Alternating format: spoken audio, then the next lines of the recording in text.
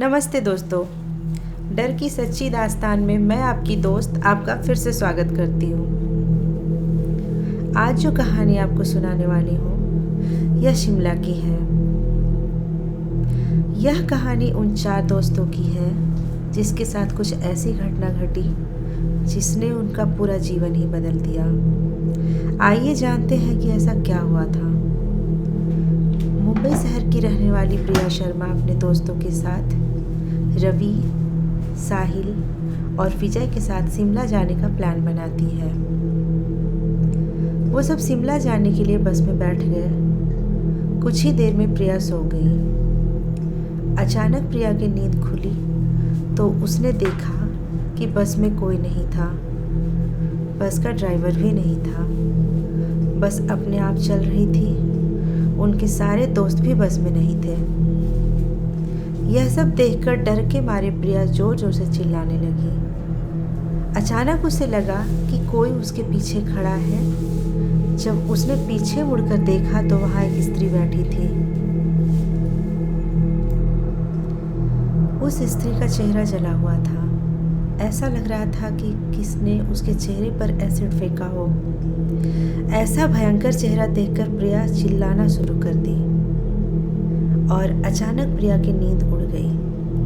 वो एकदम डरी हुई और पसीने से पूरी भीग गई थी। पास में बैठे हुए विजय ने पानी की बोतल दी और बोला, शायद तुम्हें कोई सपना देखा होगा। थोड़ी ही देर में सब शिमला पहुंच गए और एक होटल पर रात बिताने के लिए गए। दूसरे दिन वो सब साथ में मिलकर होटल के पास वाले पहाड़ पे घूमने के लिए तैयार हो जाते हैं। करीबन आधे घंटे में वो सब पहाड़ की सबसे ऊंची शिखर पर पहुंच गए। वहीं से नीचे देखने पर घने लीलेछम पेड़ पौधे काफी सुंदर दिख रहे थे। अचानक साहिल चौंक गया और बोला, नीचे देखो, कोई खड़ा है, लगता है कोई स्त्री है। विजय और रवि भी देखने लगे लेकिन उन्हें कुछ दिखा नहीं और बोले, तू पागल हो गया है क्या? इस घने जंगल में कोई स्त्री कैसे आ सकती है? तुम्हें शायद कोई भ्रम हुआ है। इसके बाद सब खुली जगह पर चले गए। रात होने वाली थी इसलिए सब ने पहाड़ पर ही रुकने का निर्णय किया।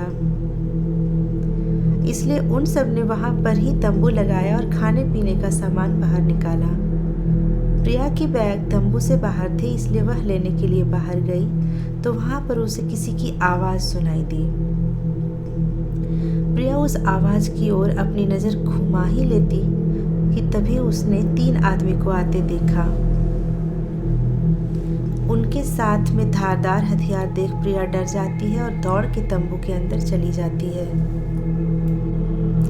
उसने अपने दोस्तों से भी यह बात की लेकिन कोई उसकी बातों का विश्वास नहीं किया। प्रिया चिल्ला कर बोली, आप सब पागल हो गए हो क्या? कोई भी मेरी बातों का भरोसा कर क्यों नहीं रहे हो? चलिए मेरे साथ बाहर, मैं आपको सबको दिखाती हूँ। वो सभी बाहर आके शिखर की चोटी पर जाकर देखते हैं। उतने में ही उन सभी को लगता है कि कोई 3 लोग उनकी ओर बढ़ रहे हैं। यह सब देखकर वो सभी डर जाते हैं और तुरंत ही अपना अपना सामान समेटने लगते हैं और बड़े ही फुर्ती से एक बड़े से पत्थर के पीछे जाकर छुप जाते हैं। थोड़ी ही देर में वो सब ऊपर आ जाते हैं। प्रिया देख रही थी कि उसके हाथ और पैर शीर आदमी जैसे नहीं थे, बिल्कुल भी नहीं थे। वो सब एक जगह पर बैठ जाते हैं और कुछ तांत्रिक विद्या शुरू करते हैं।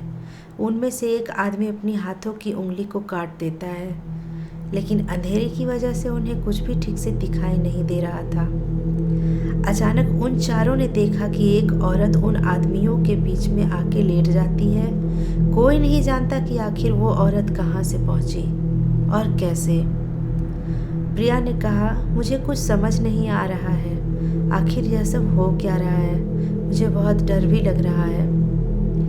एक के बाद एक वो तीनों उस औरत को सूंघने लगे। फिर अचानक उस औरत ने अपनी उंगली उठाई और हमारी तरफ इशारा करने लगी। हम सब डर गए। वो तीनों उस औरत को छोड़कर हमारी ओर बढ़ने लगे। हम सब पहाड़ी के नीचे होटल की ओर दौड़ने लगे। हमारी आवाज़ सुनकर वो तीनों हमारी ओर और तेजी से दौड़ने लगे। प्रिया और साहिल सबसे आगे थे और विजय और रवि उनके पीछे दौड़ रहे थे। प्रिया और साहिल होटल तक तो पहुंच गए, लेकिन रवि और विजय का कोई पता नहीं चल रहा था। हमने होटल वालों से उनके बारे में सभी बातें बताई और लोगों के बारे में भी कहा। उस पहाड़ पे कोई आता जाता नहीं, वो पहाड़ श्रापित है, उन लोगों ने बताया। जो भी वहाँ जाता है वो कभी वापस नहीं आता। आपकी किस्मत अच्छी थी जो आप वापस जिंदा आ गए, ऐसा होटल वालों का कहना था। लेकिन हमारे दोस्त रवि और विजय कभी भी वापस लौट के नहीं आए। हमने उन्हें ढूंढने की बहुत कोशिश की, पुलिस कंप्लेंट भी करवाई, लेकिन कोई फर्क नहीं पड़ा। यह थी शिमला के श्रापित पहाड़ की कहानी। दोस्तों, अगर ये कहानी अच्छी लगी तो इसे लाइक करें।